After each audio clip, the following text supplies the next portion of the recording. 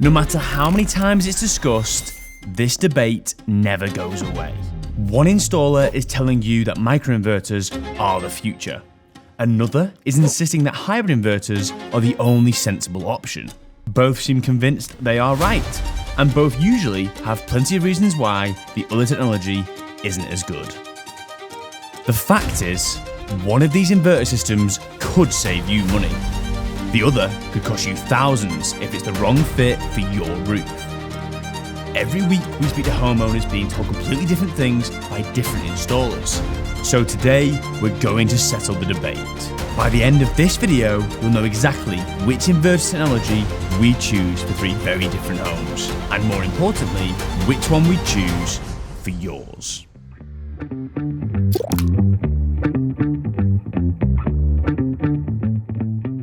The reality is that neither technology is automatically better. In fact, the best choice depends entirely on your roof, your energy usage, and whether you're planning to add battery storage. What works brilliantly on one property might be completely unnecessary on another. So in this video, I'm going to explain the real differences between hybrid inverters and microinverters, where each technology shines, where each one falls short, and which option we choose depending on the type of home we're working with. Stick around till the end because one simple factor can completely change which system we'd recommend. And it could save you from making a very expensive mistake. Before we get into this video, we just want to say a massive thank you to everyone who subscribed to the channel. We genuinely appreciate the support. However, we've noticed that nearly 98.5% of people who watch our videos aren't actually subscribed. So if you're enjoying our content and want more honest advice on solar panels, batteries, heat pumps, and renewable energy, consider hitting that subscribe button. It's completely free and really helps out the channel.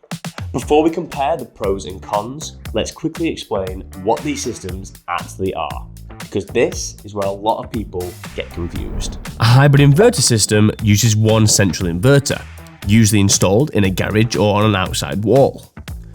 All of your solar panels feed into that inverter, which converts the electricity generated by your panels into electricity your home can use. But it also does something else. It manages battery charging, battery discharge, imports from the grid, and exports back to the grid.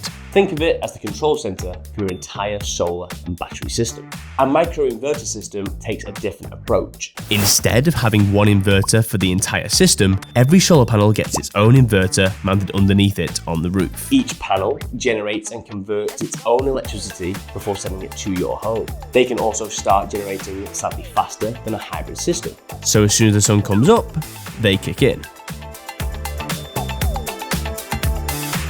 Now, throughout this video, we're going to compare three example homes. Home number 1 has a simple south-facing roof with little or no shading. Home number 2 has an east-west roof, with a chimney causing shading throughout the day.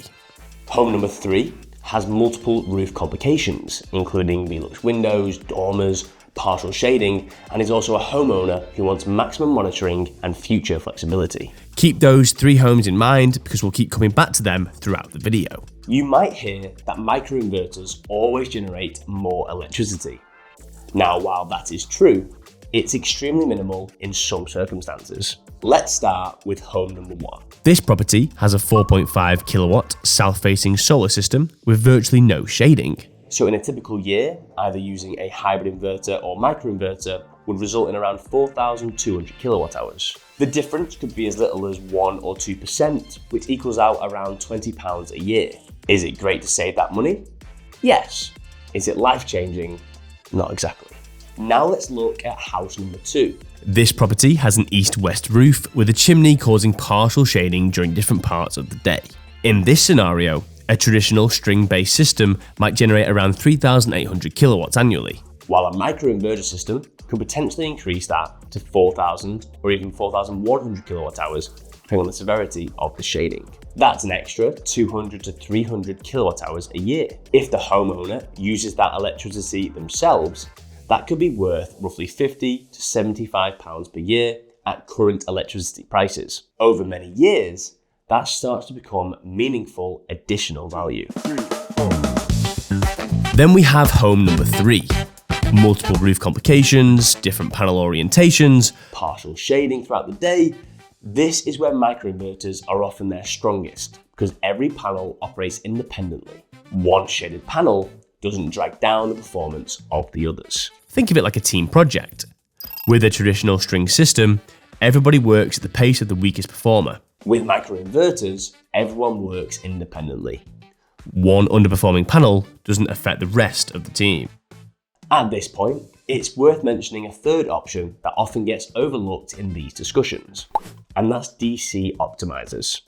Because many homeowners think the choice is simply hybrid inverters versus microinverters, when in reality, there's often a middle ground. A DC optimizer is installed underneath each solar panel, just like a microinverter. However, unlike a microinverter, it doesn't convert electricity from DC into AC. Instead, it optimizes the performance of each panel before sending that electricity back to a central inverter. Think of it as like a halfway house between a traditional string system and a microinverter system. The main advantage is that optimizers can reduce the impact of shading and allow individual panels to perform more independently without the cost of putting in a full microinverter behind every panel. For some homeowners, particularly those with partial shading, this can be a very attractive option. However, it is important to understand that DC optimizers aren't the same as microinverters.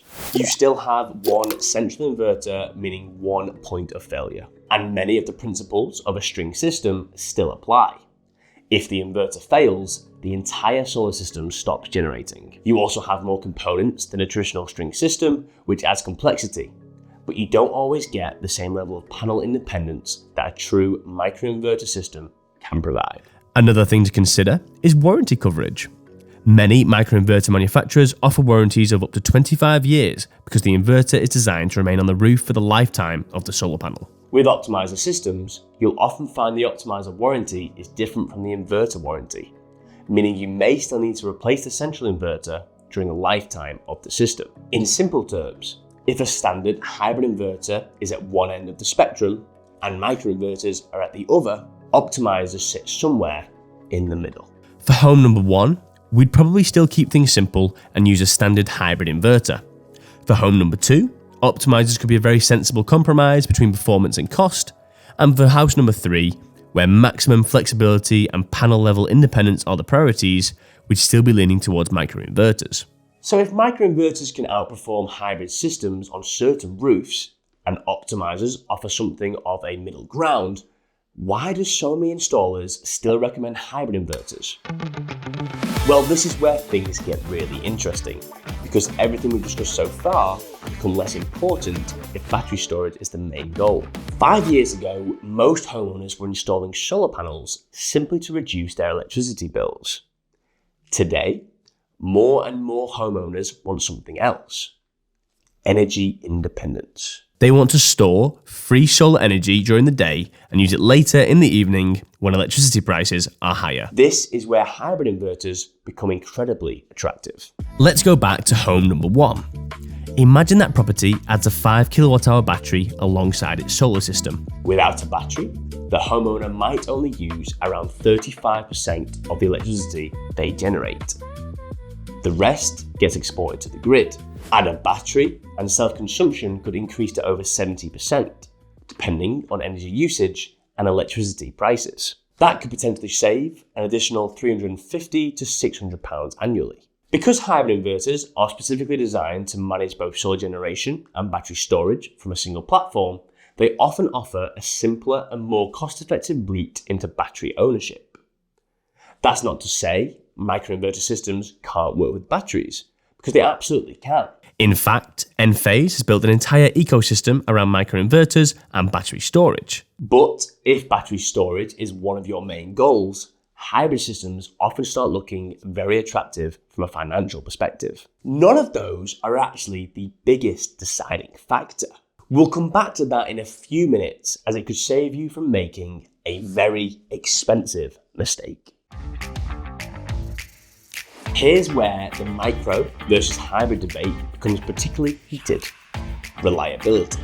This is probably the most emotionally charged part of the entire discussion, because both sides use completely different arguments. Hybrid inverter supporters often say, why would I want 10 or 12 inverters on my roof when I could have one? Microinverter supporters say exactly the opposite. Why would I want my entire solar system to stop generating because one inverter fails? And honestly, both arguments have merit. In fact, before we continue, I'm genuinely curious. If you were installing solar tomorrow, would you rather have one central inverter or multiple microinverters? Put hybrid or micro in the comments below. Please explain, as I'd love to see where everyone stands on this debate. The reality is that modern solar equipment has become incredibly reliable. Manufacturers invest huge amounts into testing, development, and warranty support.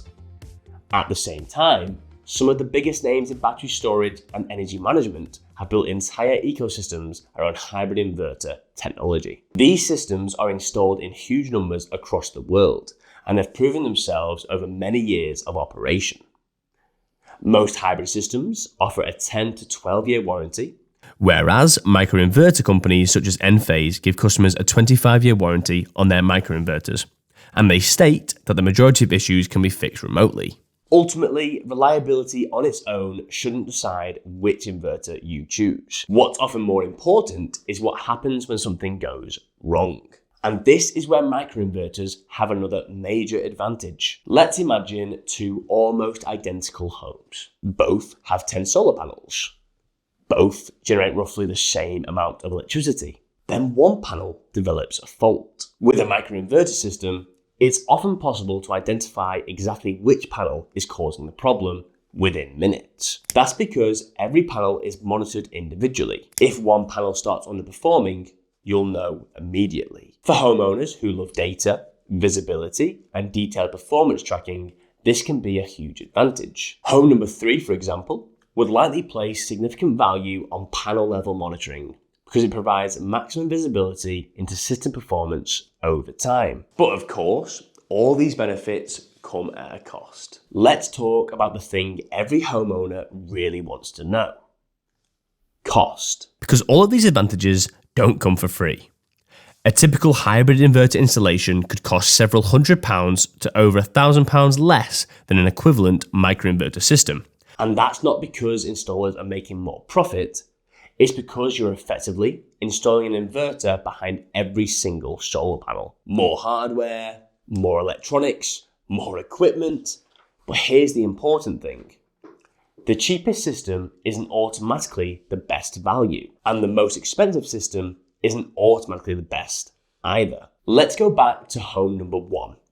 Imagine that homeowner spent an extra £1,000 choosing microinverters. If those microinverters only generate an extra £30 worth of electricity each year, it would take more than 30 years to recover that investment. For that roof, the math simply doesn't stack up. Now look at home number 2. If the same £1,000 investment produces an extra £80 to £100 worth of electricity every year because of shading improvements, the payback period becomes far more attractive. Suddenly, the additional investment starts making sense. This is why choosing between hybrid and microinverters isn't really about technology. It's about economics. It's about understanding which solution delivers the best long-term outcome for your particular roof. And that's really where the answer lies. So now we can finally answer the question we asked at the start of the video. What's the one factor that could completely change which system we'd recommend? It's not the brand, it's not the warranty, It's not even the cost. it's the complexity of your roof and how much shading it receives. That single factor can completely change the economics of a solar installation and determine whether paying extra for microinverters makes sense or not. Let's go back to our 3 example homes one more time. Home number 1 has a simple, south-facing roof with little or no shading. Annual generation is around 4,200 kilowatt hours. The performance difference between hybrid and microinverters is likely to be very small. Add in the fact that battery storage is often a priority for homeowners like this, and we'd almost certainly recommend a hybrid inverter system. It's cheaper and you're going to get the same performance. Home number 2 has an east-west roof with regular shading from a chimney. Annual generation could improve by several hundred kilowatt hours with microinverters, and that additional production may justify the higher upfront investment. This is where we take a very serious look at microinverters or DC optimizers. Home number 3 has roof complexities such as a velux, dormers, partial shading, and a homeowner who wants maximum monitoring, future expansion flexibility, and detailed performance data. This is where microinverters become extremely compelling and solve multiple challenges at once. So that's the real answer. Not hybrid, not micro. The right answer depends entirely on your roof. The biggest mistake homeowners make is choosing technology before understanding their property. Start with the roof, then choose the inverter. And if you're currently comparing solar quotes and want help understanding which system is actually right for your property, get in touch with the team at iHeat. If you've enjoyed this video or found it informative, don't forget to like, subscribe, and turn on notifications so you never miss future solar and battery content again. Thanks for watching. I'll see you in the next one. This has been iHeat.